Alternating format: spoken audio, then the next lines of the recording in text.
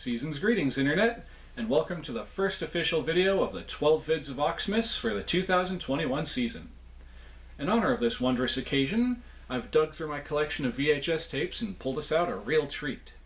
So just sit back and relax, snuggle up underneath that blanket, and sip on that mug of cocoa and or eggnog, and we'll get things started. So as you may have gathered by the title down below, today we're going to be taking a look at this particular tape right here. The Animaniacs Helloooo Holidays video cassette released by Warner Home Entertainment back around 1994. Good gravy, I was only 5 years old when this tape came out. My, how time does fly, eh folks? Now before we get too far here, I just wanted to stop and let y'all know that, unfortunately, this tape is not just like an Animaniacs holiday special, but it is an amalgamation of different holiday-themed shorts and cartoons that aired on Animaniacs, leading up to the creation of this tape. Now with that said, the shorts in question are actually listed right here on the back of the box. So with that said, let's shut up already and get to the cartoons. Here we go. This whole shebang starts off with a holiday-themed rendition of the introduction of the Warners, which was taken and boiled down from the Warners' 65th anniversary special episode. Or at least that's where I remember this from initially, from TV back in the day. This is immediately followed up by the intro of the show, which still has the snow filter applied over everything, and the music has sleigh bells added to give it that holiday feel.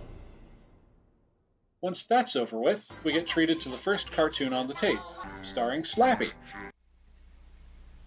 No, not that Slappy. This one. Slappy the Squirrel.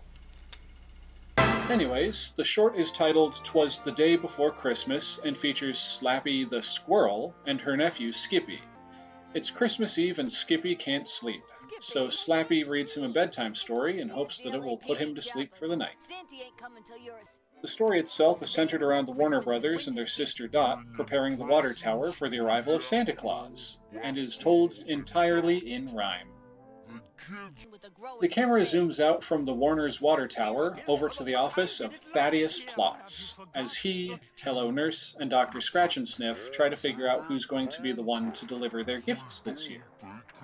They decide that it's Ralph the security guard's turn, and that night he dons the red suit and rides a sleigh pulled by pigeons, including the good feathers, up to the top of the tower.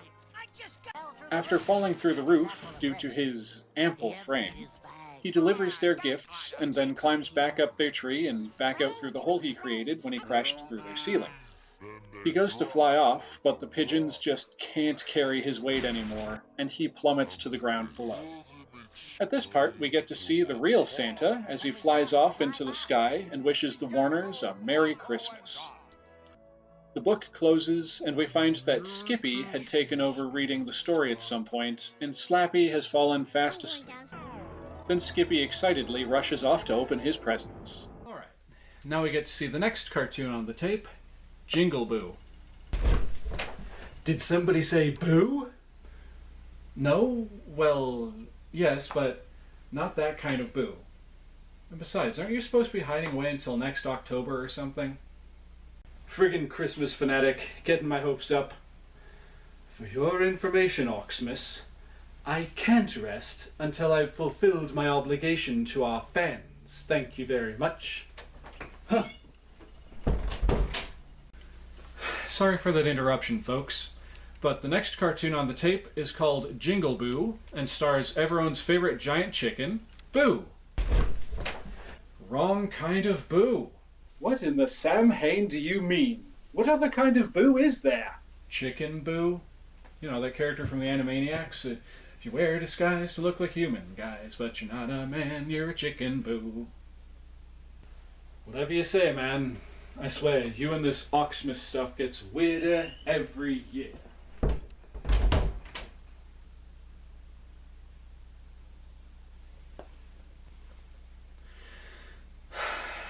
I really need to start locking that door.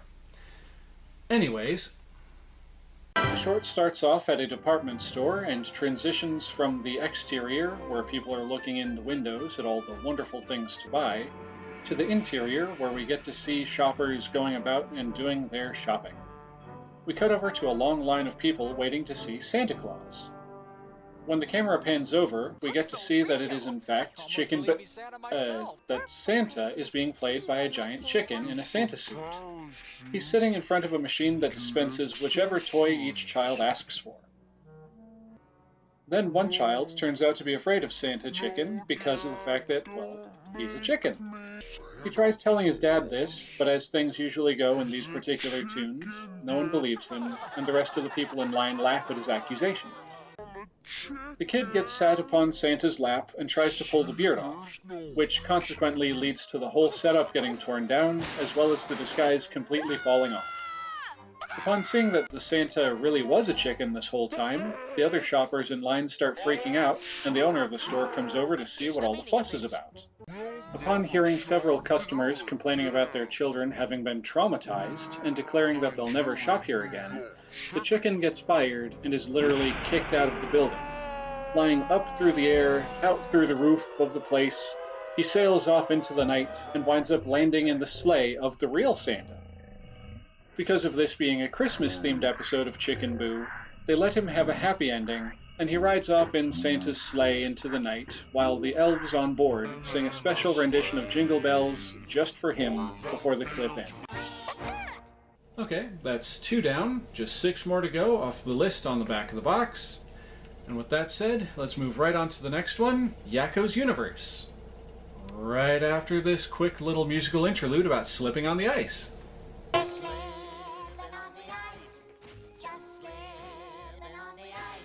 Yakkos Universe is just Yakko Warner singing about the universe in an eerily similar tune to the Universe song from Monty Python's The Meaning of Life. But the Nostalgia Critic already covered this, so moving on.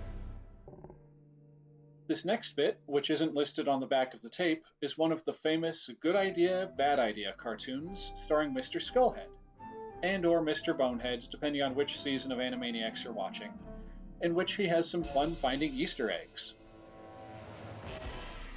After that brief clip, which literally takes up roughly 33 seconds of the tape, we move on to the next cartoon listed on the back, called Little Drummer Warners. Now, unfortunately, this one is a musical, and I say unfortunately because that means I can't show too much of it, even though the song itself is in the public domain, and yes, I looked that up. So, this one stars Yakko, Wacko, and Dot, the Warner brothers and their sister, in the role of 3 shepherds who are following yonder star because reasons. It's not actually explained in the clip, but then again, in the original song, it's never actually, directly explained. Just like in the song, they wind up visiting the manger where baby Jesus is asleep on the hay, with Mary and Joseph watching over the slumbering infant. Shortly after they behold the baby, the 3 wise men arrive with their gifts. Alright, I just have to pause right here again for a second because I have to point out how perfectly timed this bounce right here was. I mean, look at this. If he was a second sooner, he would have brained himself on those bricks up there. I mean, look.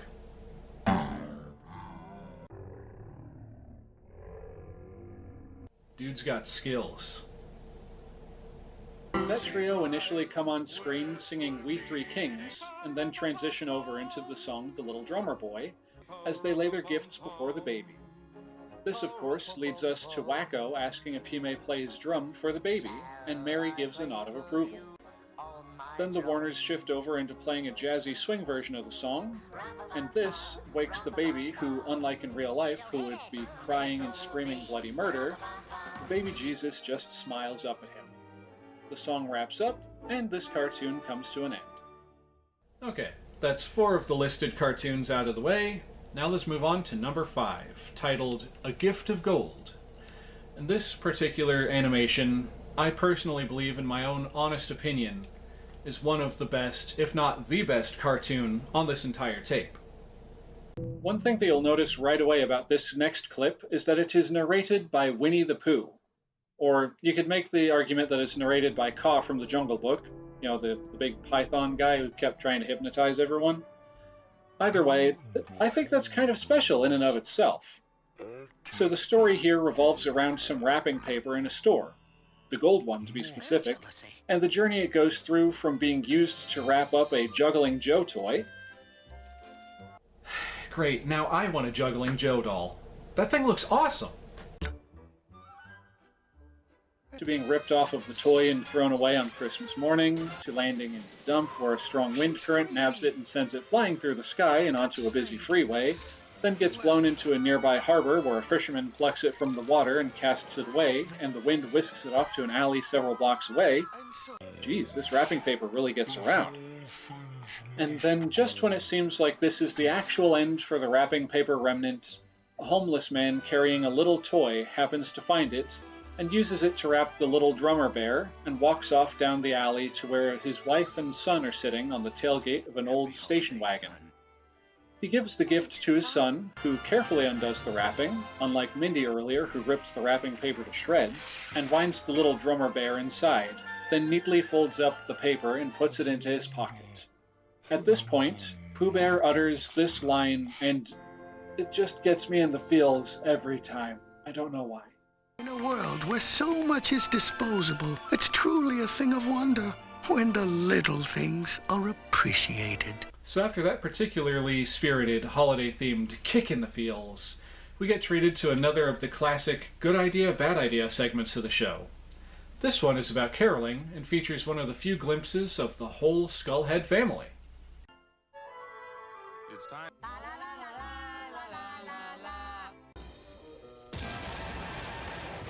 Then that's followed up in short order by the next of the 8 listed cartoons on this tape, A Christmas Plots, which is a spirited take on the old Charles Dickens classic, A Christmas Carol, starring Mr. Plotz in the role of Ebenezer Scrooge.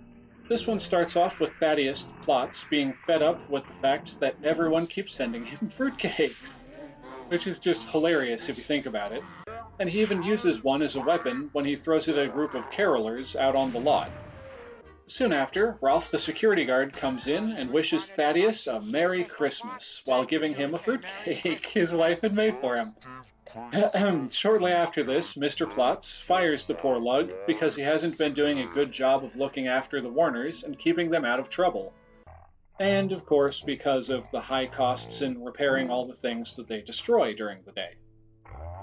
Ralph, heartbroken, leaves, and we cut back to Thaddeus, still at the office, making memos about how to cut costs for the next year, including having employees bring their own toilet paper. He gets interrupted in the middle of this when he's visited by the first of the spirits, Slappy. The squirrel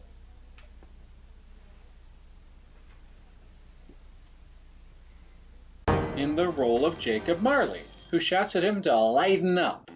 Just like in the Dickens story, she tells him that he will be visited by 3 spirits. Soon after, he receives a phone call. He picks up the receiver, and out of the mouthpiece pops Wacko Warner as the ghost of Christmas Past. He whips up a projector and some seats for himself and Thaddeus. Then they start going over the old man's past. When that's done, we then see Dot Warner as the ghost of Christmas Present, who proceeds to show him the consequences of his actions in firing Ralph. Namely, the Ralph family having to eat turkey-flavored Jell-O. Sorry, but I just have to pause this again right here, because just the way Ralph's wife says this line cracks me up nearly every time. Turkey Jell-O.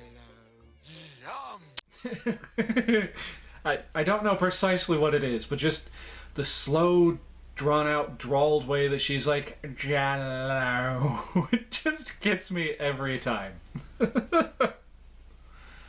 After that, we get introduced to Yakko Warner in the role of the ghost of Christmas Future. He shows the old man a future where Ralph's son grew up to take over the studio and reduced Thaddeus to the lonesome role of studio security guard, just like Ralph used to be. My future? Just like in the original tale, this causes Thaddeus to change his ways. He rehires Ralph after visiting him, as well as his wife and son in their trailer. Then the Warner siblings get him the biggest fruitcake they can find for them all to feast upon. They drop the mini-mall-sized baked good on top of him, with Wacko promising that they'll have him out of there by Easter. This leads to the end of the cartoon, and we move on to the next clip, the 7th of the 8 cartoons named on the back of the VHS box, which oddly seems to have 2 different titles here.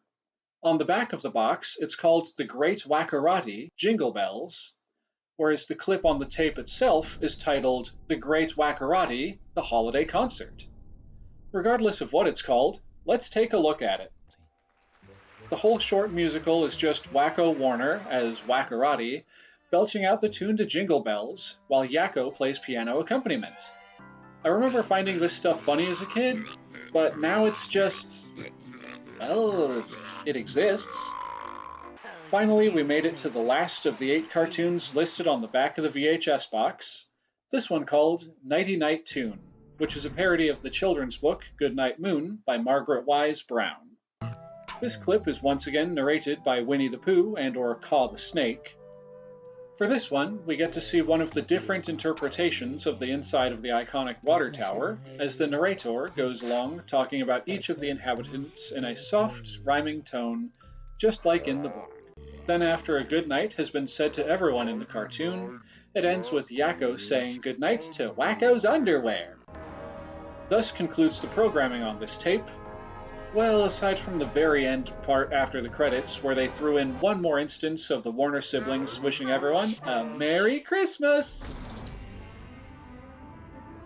Well, everyone, that does it for this particular video. I hope that y'all have enjoyed the content here today, and I hope that y'all will enjoy what I have in store for the rest of this holiday season. And if you like what you've seen here today, please feel free to click on that jack-o'-lantern whenever it pops up, wherever it pops up on the screen, to get yourself subscribed to the channel. You'll be glad you did. And also, feel free to jingle that jangle bell to be notified of future uploads once you are subscribed. That you will definitely be glad you've done. And feel free to share these videos with your friends if you think they'll like them. And if you're not sure, just share it anyway. You could be surprised. And with all of that holiday hoobie-wuddy out of the way, this is your old pal Oxleymations saying, Feliz Navidad, and I'll see y'all in the next episode. Later.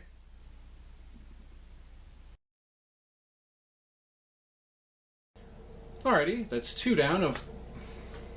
Quit looking over there. I'm such a distraction. Quit being so entertaining over there. After that brief clip, which literally took up maybe 33 seconds of the tape, we come to the next cartoon. The need new guitar string. So after that little holiday-themed kick in the feels, we get treated to another of the classic good idea, bad idea segments of the show. Why did I say that with the weird accent? I don't know precisely why, but just the slurred, drawn-out way she says "Jello" is fantastic. I was starting to slip into Oxtoberfest there for a moment. By the way, Oxleymations, you still need to record that little cutaway. You jerk. Oh, wait a minute, this is unbuttoned. Continuity. Let's see, can I get it one-handed? Please tell me I can get this one-handed. Okay, button hole, button. Suck in that belly, get the button through the hole. There. Okay. Also, feel free to click on that little jack-o'-lantern in whichever corner he pops up in when he does, so that you'll be subscribed for my channel. And be sure to jingle that jangle bell so you'll be notified of future uploads once I am subscribed to myself. Woo! Yay, I'm 116. What? Huh? What? What? Huh?